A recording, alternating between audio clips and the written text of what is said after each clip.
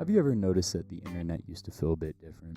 Before endless scrolling, before algorithms decided what you saw, before every platform competed for your attention, the early internet felt more akin to something like the Wild West. Chaotic, decentralized, community driven, people gathered in small forums, AIM chat rooms, MySpace pages, and early YouTube comment sections. Every digital space had its own culture, its own rules, its own identity, even.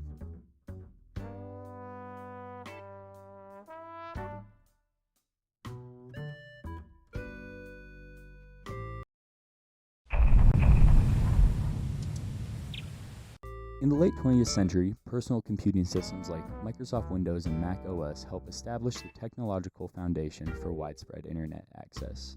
For the first time, millions of households could connect to a global digital network from their homes, and this effect was revolutionary. Communication moved online, information became accessible, entire social lives began shifting to digital spaces. In many ways, this transformation resembled a sort of industrial revolution of the tech world. The internet wasn't just a tool anymore, it was becoming an environment.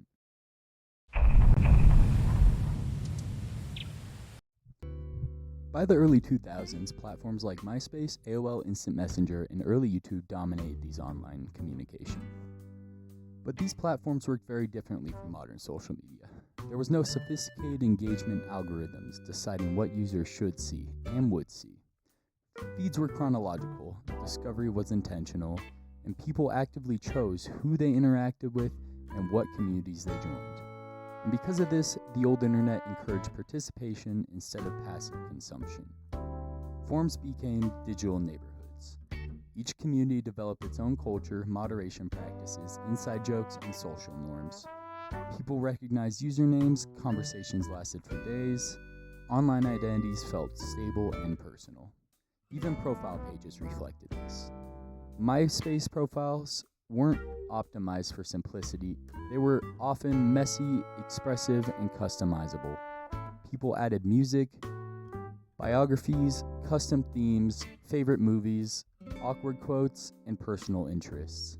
The internet felt less like a consuming content and more like inhabiting spaces.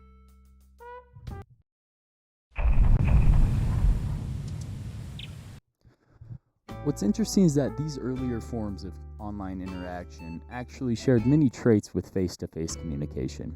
Not physically, of course, but socially. Instant messages required sustained attention. Forums involved long discussions that demanded patience and turn-taking. Users often waited for responses, they interpreted tones, and maintained ongoing conversations over time. Communication felt a bit more reciprocal in this earlier form of internet. Even without physical presence, people still practice many of the same interpersonal skills required in real-world interaction. Some of these skills being attentiveness, empathy, social awareness, and conversational pacing. The old internet may not have been face-to-face, but it still demanded many of the same social skills.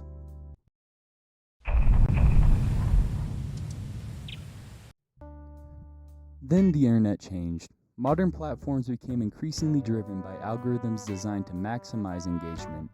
Instead of users choosing what they wanted to see, platforms began choosing for them. Infinite scrolling feeds emerged. Short-form content exploded. Attention itself became the product. Platforms like TikTok, Instagram Reels, and Instagram Shorts, YouTube Shorts, optimized communication for speed, stimulation, and retention. Content became shorter, faster, more fragmented. The internet started a shift from participation to consumption. Scrolling replaced discussion, watching replaced contributing, algorithms replaced intentional choice. And over time, this fundamentally changed how people engaged with communication itself.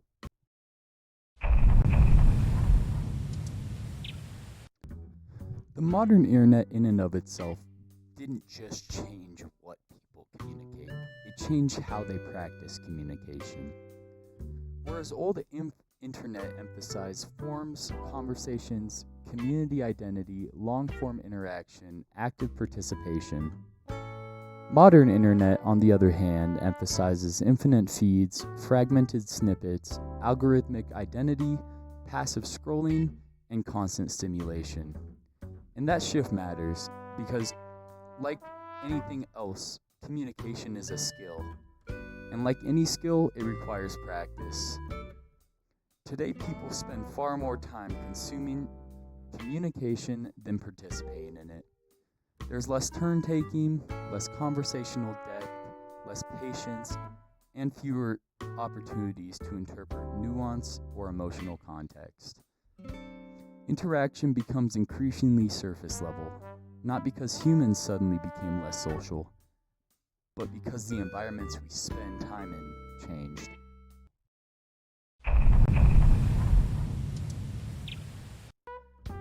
This doesn't mean that technology has destroyed communication.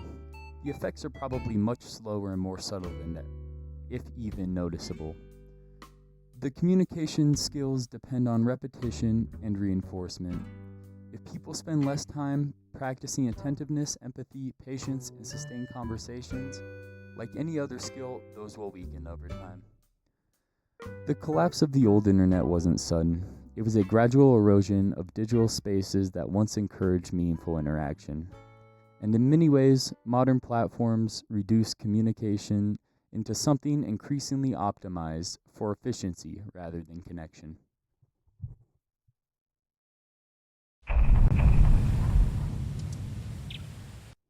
But the biggest question posed in this video is internet actually the problem? Well, I do not think so. The internet itself is not inherently antisocial. Online tools can strengthen relationships just as easy as they could weaken them. Some examples of this are messaging friends, video calls, online communities, collaborative gaming, and discussion forums. These forms of interaction can still reinforce social bonds and complement face-to-face communication.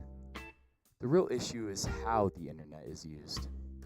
As Thich Nhat Hanh wrote in The Art of Communicating, the internet is an item of consumption, full of nutrients that are both healing and toxic. It's so easy to ingest a lot in just a few minutes online. This doesn't mean you shouldn't use the internet, but you should be conscious of what you are reading and watching. The internet contains both meaningful interaction and endless passive stimulation, and increasingly, modern platforms encourage the latter. It is important to note you do have free will, though, and just be cautious of what you are reading and watching. Practice critical thinking.